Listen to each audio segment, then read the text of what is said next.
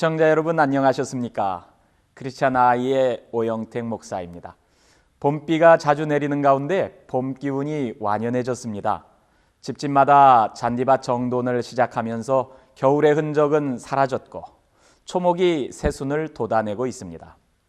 부지런한 수선화는 벌써 노란 꽃잎의 자태를 보여주어 보는 이들로 하여금 미소 짓게 만듭니다. 계절은 따사로운 봄인데 들려오는 뉴스들은 그리 따뜻하지만은 않습니다. 지난 4월 15일 제117회 보스턴 마라톤 대회 결승 지점에서 2개의 폭발물이 터져서 관중들과 참가자, 일반 시민들 가운데 3명이 숨지고 적어도 170여 명이 다친 사건이 일어났습니다. 폭발은 월요일 오후 2시 50분쯤 일어났는데 이는 선두그룹의 선수들이 결승선을 통과한 뒤 몇 시간 후였지만 여전히 참가 선수들이 결승선을 향해 들어오고 있을 때였습니다.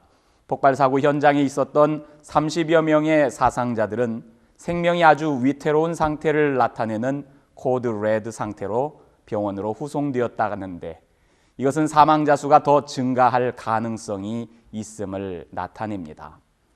워싱턴 DC를 비롯해 미국 전역에서는 지난 월요일부터 5일 동안 조기가 개항되고 있습니다.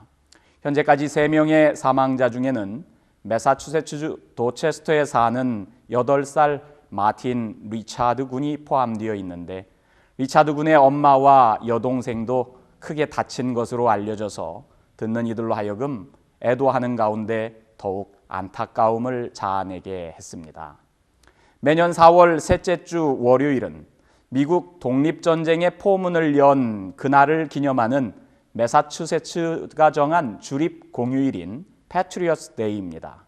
보스턴 마라톤도 이날을 기념해서 열리는 행사 가운데 하나이며 어느덧 세계 4대 마라톤 대회 가운데 하나로 자리 잡게 되었습니다. 보스턴 마라톤은 하나의 스포츠 행사만이 아니라 크고 작은 많은 자선 행사를 위한 대회로 소개되곤 했습니다. 대회의 수많은 참가자들이 자신의 기록보다는 난치병 치료를 위한 연구비 마련 등의 자선단체 모금 행사의 일환으로 레이스에 도전해 왔기 때문입니다. 이런 참가자들의 존재는 어느덧 보스턴 마라톤의 자랑이자 상징으로 자리매김되어 왔습니다.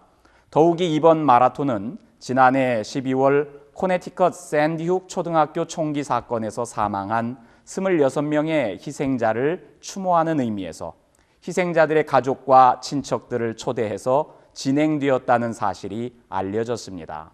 미국의 독립을 기념하고 자선단체를 돕고 아픈 상처를 싸매주기 위해 열렸던 그러한 보스턴 마라톤인데 그만 아무도 상상치 못한 폭발 사고가 발생했습니다. 기쁨과 축하로 가득해야 할 날이 마라톤을 뛰는 것이 전혀 의미가 없는 슬픈 날이 되고 말았습니다. 이번 폭발 사고가 정치적 목적과 의도를 담고 자행된 테러인지 아니면 샌디훅의 총기 사고와 같이 단독범의 소행인지 아직은 그 범인과 범행 의도가 파악되지 않았지만 보통 시민들을 향한 폭탄에 의한 범행이라는 것은 결코 용인될 수 없는 범죄임에 분명합니다.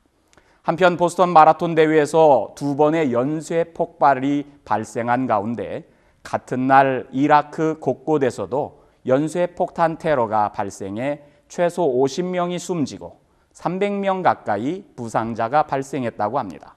외신에 따르면 이라크의 수도 바그다드를 비롯한 이라크 전역 12곳에서 시아파와 수니파의 분쟁으로 30건 이상의 폭탄 공격과 총격이 일어났으며 그 사망자 수가 최소 50명 이상이라고 보도했습니다.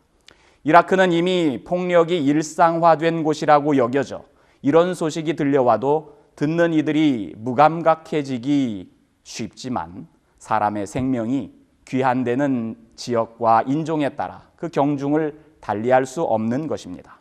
전 세계 어디에서 어떠한 형태의 폭력으로든 폭력에 의해 희생된 이들과 가족들에게 애도를 표합니다. 우리에게 보여지는 희생자의 수는 단지 숫자가 아니라 생명임을 알아야 합니다.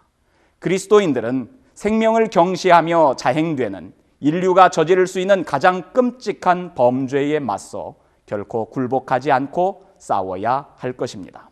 보스턴 마라톤의 참극이 빚어낸 희생자가 더 많아지지 않길 바라며 모든 희생자의 가족을 하나님께서 위로해 주시기를 바라며 시청자 여러분께 인사드립니다. 다음 주까지 안녕히 계십시오.